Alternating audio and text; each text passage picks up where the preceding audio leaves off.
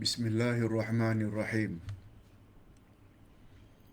Alhamdulillah nahmaduhu wa nasta'inuhu wa nastaghfiruh. Wa na'udzu billahi min shururi anfusina wa min sayyiati a'malina. Man yahdihillahu fala mudilla lahu wa man yudlil fala hadiya lahu. Asyhadu an la ilaha illallah wahdahu la syarika lah. Wa asyhadu anna Muhammadan abduhu wa rasuluh la nabiyya ba'dah. Allahumma salli wa sallim ala nabiyyina Muhammad wa ala alihi wa sahbihi ajma'in amma ba'd. Hadirin dan hadirat serta para pemirsa yang saya hormati, Assalamualaikum warahmatullahi wabarakatuh. Alhamdulillah, kita bersyukur kehadirat Allah Azza wa Jalla.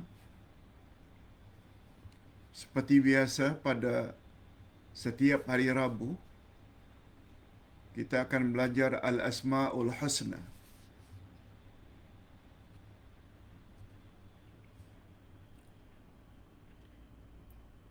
Hal ini telah berlaku sejak beberapa tahun yang lalu, sejak PKP. Kita belajar secara online setiap hari Rabu.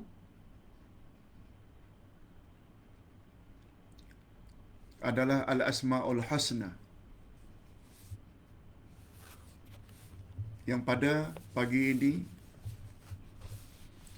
kita akan bahas nama Allah Al-Bari. Nama Allah Al-Bari.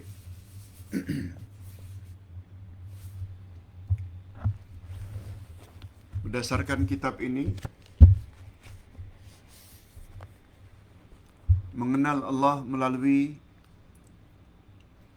Al-Asma'ul Husna.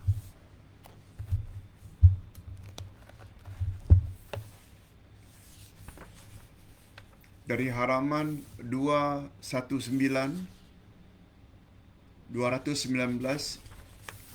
hingga ke 223.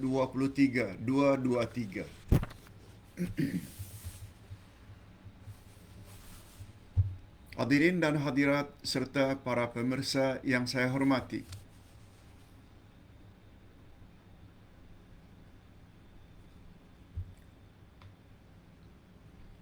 mengenali Allah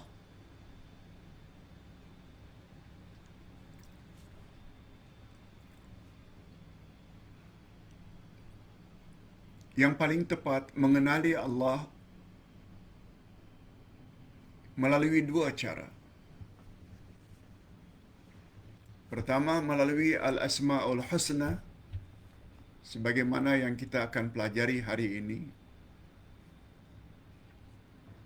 Cara kedua, melalui ayat-ayat Allah. Ayat-ayat Allah pula terbagi dua. Ada yang namanya ayat Qur'aniyah,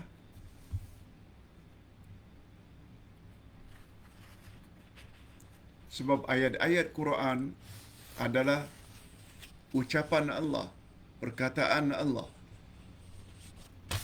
kalamullah. Itu cara yang pertama. Atau ayat yang pertama, ayat Qur'aniyah. Yang kedua namanya ayat kauniyah, yaitu alam ini.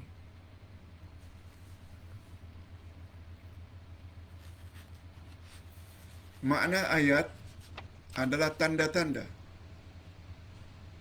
Kalau kita ingin tahu tanda-tanda kebesaran Allah, lihat langit, lihat bulan, lihat bintang, lihat matahari, lihat lautan. Semuanya itu adalah membuktikan tanda-tanda kehebatan Allah. Jadi ringkasnya, cara mengenal Allah yang paling tepat menurut fahaman Ahlus Sunnah wal Jamaah ada dua. Pertama, melalui Al-Asma'ul Husna, sebagaimana yang Ustaz tulis sebanyak 99 nama Allah dalam buku ini. Dan cara kedua, melalui ayat-ayat Allah. Ayat maknanya tanda-tanda. Sebagaimana sabda Nabi, ayatul munafiqi salasun. Tanda-tanda orang munafik ada 3. Bila bercakap suka bohong, bila berjanji suka mungkir, dan bila diberi amanah dia khianat. Jadi mengenal Allah melalui ayat-ayatnya. Ayat-ayat Allah pula terbagi 2. Pertama, ayat Quraniyah. Kita belajar tafsir, kita belajar tadabbur. Betapa hebatnya kalamullah yang tidak boleh ditandingi oleh siapapun. Yang kedua, ayat kauniyah, iaitu tanda-tanda kejadian. Maksudnya apa yang dicipta oleh Allah. Siapa yang mencipta matahari? Siapa yang mencipta bintang yang sekian banyaknya di langit? Semuanya itu adalah ciptaan Allah Subhanahu wa taala yang dengannya mau tak mau kita mesti mengakui akan kehebatan Allah Azza wa Jalla. Nah, pagi ini dari sekian banyak Al-Asma'ul Husna, kita akan belajar nama Allah Al-Bari. Al-Bari maknanya yang maha mengadakan. Mengadakan sesuatu yang pada asalnya tiada, tidak ada, tidak wujud, akhirnya diwujudkan, diadakan oleh Allah Subhanahu wa taala. Itu makna Al-Bari.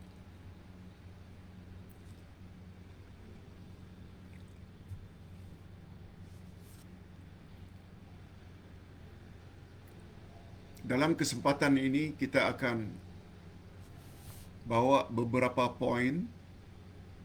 Pertama, ada tak dalilnya di antara nama Allah itu adalah Al-Bari? Yang kedua, apa makna Al-Bari menurut bahasa dan menurut istilah? Dan yang ketiga, tidak kurang pentingnya, apa kesan pada diri seseorang? Kesan positif. Apabila dia benar-benar mengetahui makna Allah Al-Bari. Hadirin dan hadirat serta para pemirsa yang saya hormati. Nama Allah Al-Bari adalah di antara nama Allah yang tidak begitu familiar di kalangan kebanyakan umat Islam Nusantara. Ustaz tidak katakan tidak ada yang tahu. Majoriti dari kalangan umat Islam Nusantara tidak begitu kenal dengan nama Allah Al-Bari sebagaimana mereka kenal nama Allah Al-Qadir, As-Sami, Al-Halim, Al-Basir, Al-Hakim. Adapun Al-Bari tidak banyak. Oleh sebab itu, sila beri tumpuan, fokus, konsentrasi terhadap penjelasan yang lebih kurang setengah jam ini. Bila kita faham, insya-Allah kepahaman itu akan membentuk diri kita menjadi mukmin yang sejati. Orang yang mempunyai iman yang mantap terhadap Allah Subhanahu wa taala. Ingat, mengenal Allah dengan pengenalan yang sebenar adalah perkara yang paling dituntut Malah tidak salah dan tidak keterlaluan bila kita katakan ilmu nomor satu dalam Islam adalah ma'rifatullah, mengenal Allah. Sebagaimana kata-kata Sayyidina Ali, awwaluddin ma'rifatullah. Awal-awal agama adalah mengenal Allah.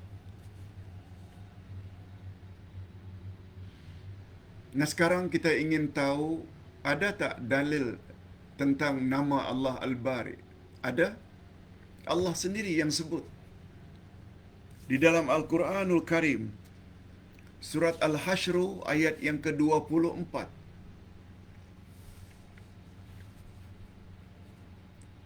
Allah berfirman, A'udzubillahi minasyaitanir rajim. Huwallahul khaliqul bari al-musawwiru. Huwallahul khaliqul bari'ul musawwir. Lahul asma'ul husna. Dialah Allah yang khalik, maha pencipta. Al-Bari, yang maha mengadakan. Al-Musawwir, yang membentuk rupa. Al-Musawwir, yang membentuk rupa makhluk.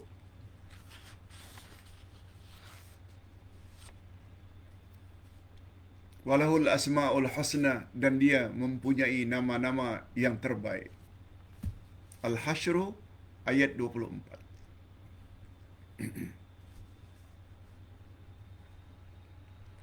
Allah sendiri yang menamakan dirinya. Macam mana kita tak percaya? Nanti insya-Allah pada penghujung kita akan sebut betapa mustahaknya kita mengetahui nama Allah Al-Bari. Nanti kita akan jelaskan pada penghujung kuliah.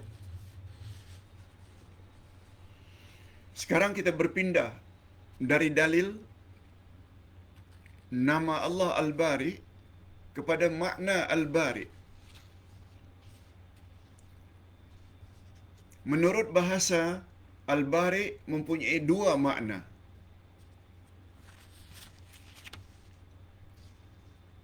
Menurut bahasa, Al-Bari, nama Allah mengandungi sifat Al-Bar'u. Dua makna Al-Bar'u itu, pertama Al-Khalqu,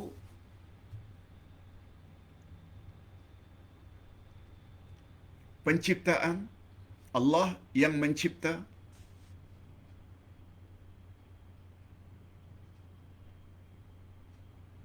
Yang kedua, Al-Bar'u membawa makna menjauhi dari sesuatu atau berlepas diri daripadanya. Itu baru menurut bahasa. Al-Bari itu nama Allah. Dalam nama Allah Al-Bari ada sifat Al-Bar'u. Menurut bahasa, Al-Bar'u ada dua makna. Pertama, penciptaan. Yang kedua, menjauhi sesuatu atau berlepas diri daripada sesuatu.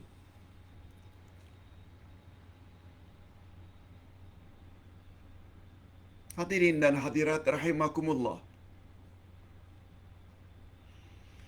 Menurut Imam Ibnul Qayyim, salah seorang ulama terkenal, apa kata beliau? Di dalam kitab Syarah Al-Asma'ul Husna oleh Imam Ibnul Qayyim, halaman 78, coba dengar apa kata Imam Ibnul Qayyim. Nama Allah Al-Bari mengandungi makna. Dengar baik-baik.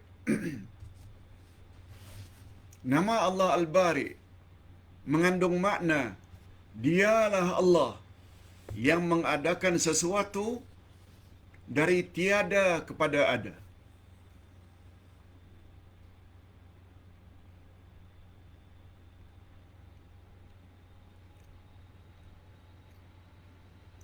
Itu maknanya.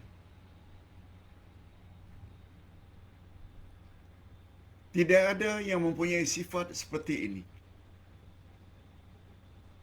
Oh, kita katakan manusia membina bangunan 50 tingkat. Itu bukan Al-Bari.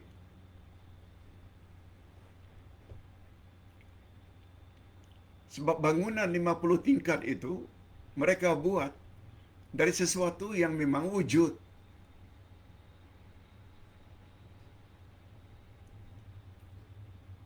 Mereka susun simin. Simin adalah gabungan daripada pasir, air, dan simin untuk membuat dinding bangunan.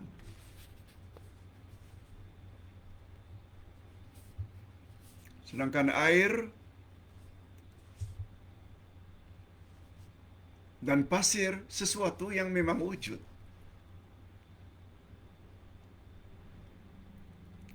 Jadi kontraktor sekedar menyusun, itu bukan bari.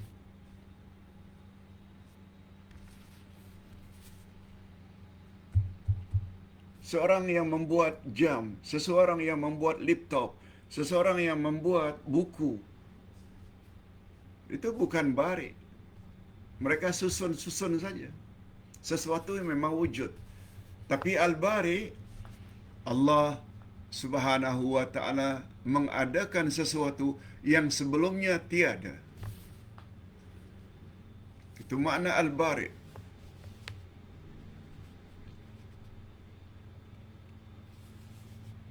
Dan nama Allah Al-Bari ini pula membawa dua kemungkinan makna. Dua kemungkinan makna. Pertama, dialah yang mengadakan segala makhluknya sebagaimana yang sudah termaktub sebelumnya di sisinya. Makna ini dapat kita lihat tercantum di dalam firman Allah. A'udzubillahi minasyaitonirrajim. Ma asaba min musibatin fil ardi wala fi anfusikum illa fi kitabin min qabli an nabra'aha. Inna dzalika 'ala Allahi yasir. Ustaz ulang sekali lagi. Makna pertama Al-Bari, Allah mengadakan makhluknya sebagaimana yang sudah termaklum sebelumnya.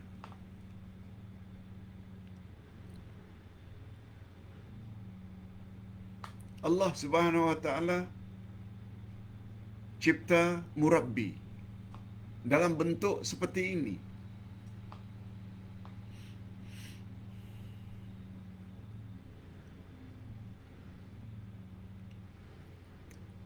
Allah Subhanahu wa ta'ala mengadakan murabbi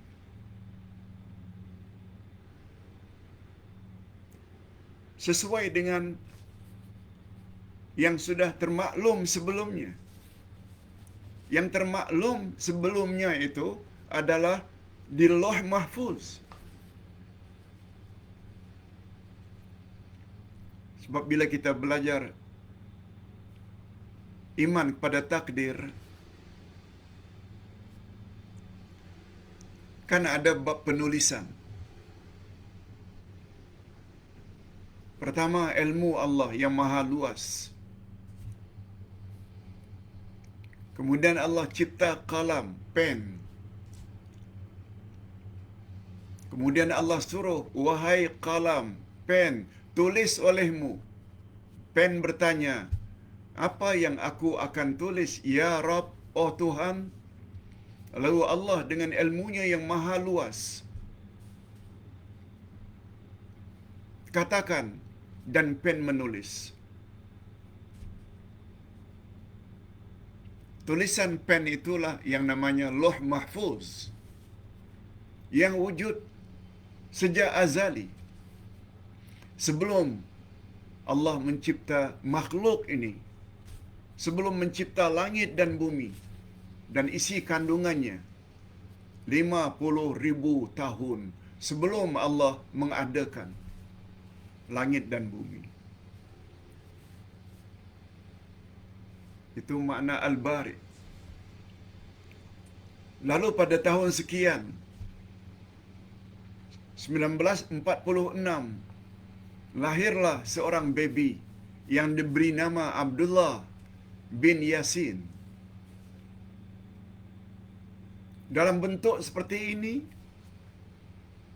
sesuai dengan apa yang tertera di dalam Lauh Mahfuz, yang ketika itu, jangankan Abdullah Yasin, Fatimah dan Muhammad Yasin, ibu bapa murabbi pun belum wujud. Langit dan bumi pun belum wujud. Lalu Allah Subhanahu Wa Taala wujudkan baby yang bernama Abdullah Yasin. Itu maksudnya. Ini sebagaimana firman Allah yang kita bacakan tadi, yang artinya tidak ada bencana pun, tidak ada suatu bencana pun yang menimpa di bumi dan tidak pula menimpa dirimu, tidak ada, melainkan telah tertulis di dalam kitab Lauh Mahfuz. Itu maksudnya. Sudah tertulis pun. Cuma kita tak tahu apa yang tertulis. Sudah tertulis di dalam Lauh Mahfuz sebelum kami menciptakannya. Tuh. Kita akan dapat rezeki. Kita akan dapat musibah. Semuanya itu sudah tertera di dalam Lauh Mahfuz. Cuma kita saja yang tidak tahu.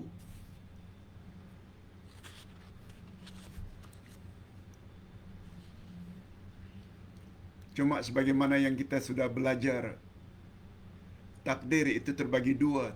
Ada namanya takdir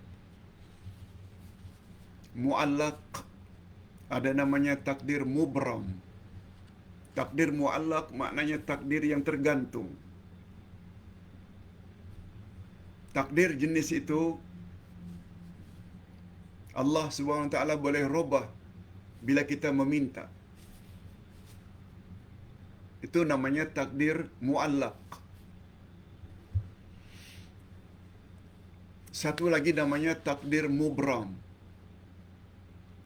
Ketentuan Allah atau takdir Allah yang pasti berlaku.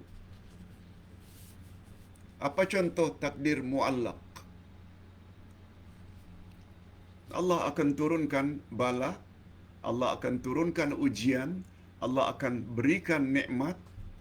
Itu mu'allaq. Yang kita boleh berdoa. Umpamanya sebagai contoh, ya Allah, andai kata Engkau telah takdirkan di dalam Lauh Mahfuz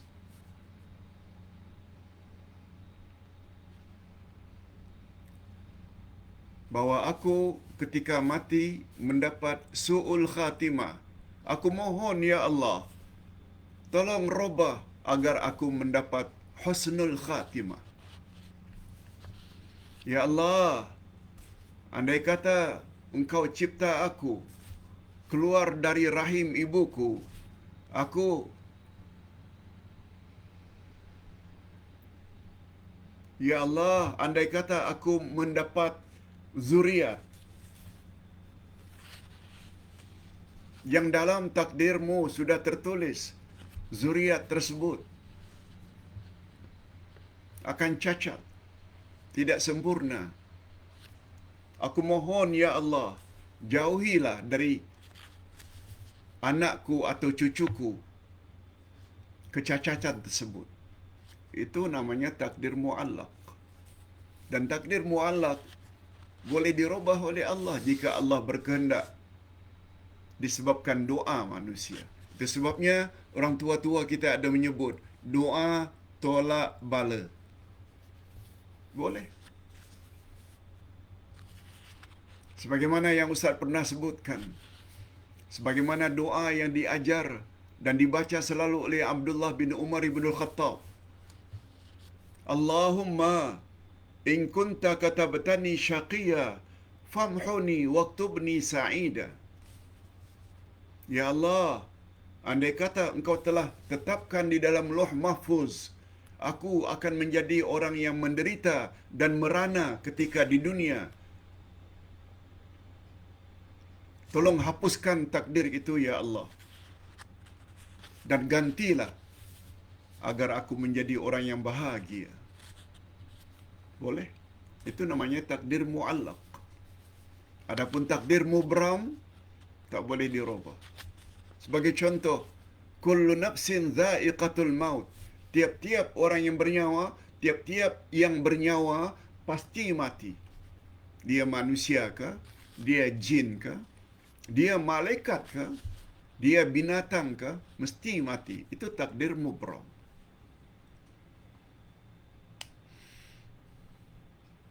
Kalau para jamaah masih lagi ragu-ragu, sila baca buku Akidah Ahlussunnah wal Jamaah jilid 1 tentang iman pada takdir. Semuanya Ustaz dah tulis. Dan kemungkinan yang kedua, nama Allah Al-Bari. Dialah yang membalikkan segala sesuatu. Dialah yang membalikkan segala sesuatu. Yakni dialah Allah yang mengadakan air. Dia juga yang mengadakan tanah. Dia juga yang mengadakan api. Dia juga yang mengadakan udara. Yang sebelumnya semua itu tidak wujud. Kemudian dengan bahan-bahan itu, dia menjadikan jisim atau beraneka ragam makhluk dari bahan-bahan tersebut. Seperti Adam dicipta oleh Allah daripada tanah, turab. Malaikat dicipta oleh Allah daripada nur, cahaya. Jin dicipta oleh Allah dari nar, api. Itu makna Al-Bari. Allahu Akbar.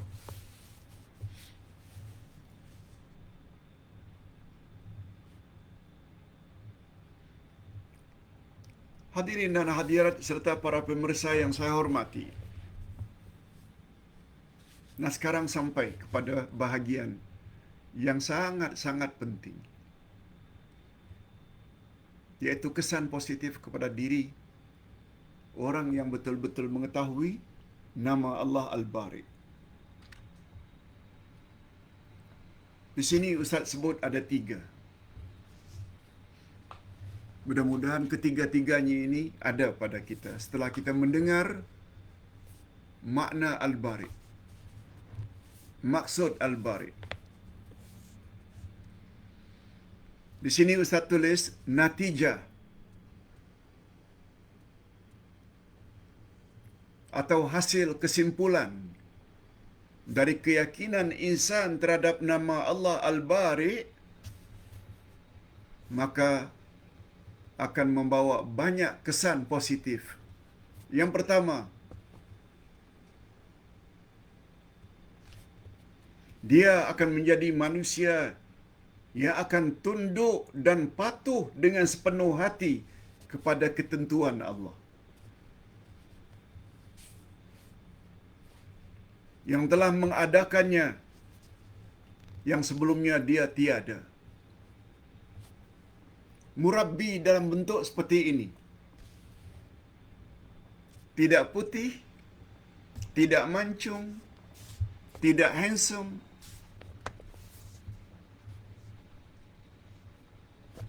Reda dalam bentuk seperti ini. Jangan banding-bandingkan. Ada orang yang mancung, ada orang yang putih, ada orang yang handsome. Tapi kita yang dicipta oleh Allah dalam keadaan seperti ini, membuat kita tunduk dan patuh terhadap ketetapan Allah.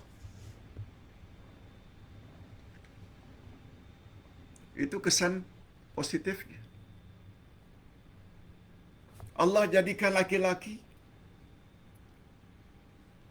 Kita tidak katakan mengapalah aku tidak dijadikan perempuan. Perempuan pula mengapalah aku tidak dijadikan laki-laki. Tak. Komen-komen seperti itu semua adalah disebabkan karena jahil terhadap nama Allah Al-Bari. Lihat tu betapa cantiknya. Apalagi kita tahu berdasarkan hadis sahih riwayat Imam Muslim, "Inna Allaha la yanzuru ila suwarikum wa amwalikum, walakinna Allaha yanzuru ila qulubikum wa a'malikum." Sesungguhnya Allah tidak lihat pada rupamu, juga Allah tidak lihat pada duit kamu, harta kamu. Tapi yang dinilai dan dilihat oleh Allah adalah hatimu dan amalmu.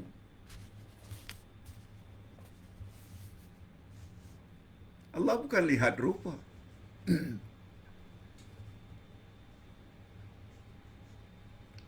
Berapa banyak orang-orang kafir lebih cantik, lebih handsome daripada kita orang Islam. Tapi mereka tak beriman. Hati mereka tidak diisi dengan iman, tapi diisi dengan kufur. Berapa banyak orang-orang kafir yang kaya raya, seperti di Malaysia, 10 yang terkaya, 8 di atasnya, 9 yang teratas, semuanya orang-orang kafir.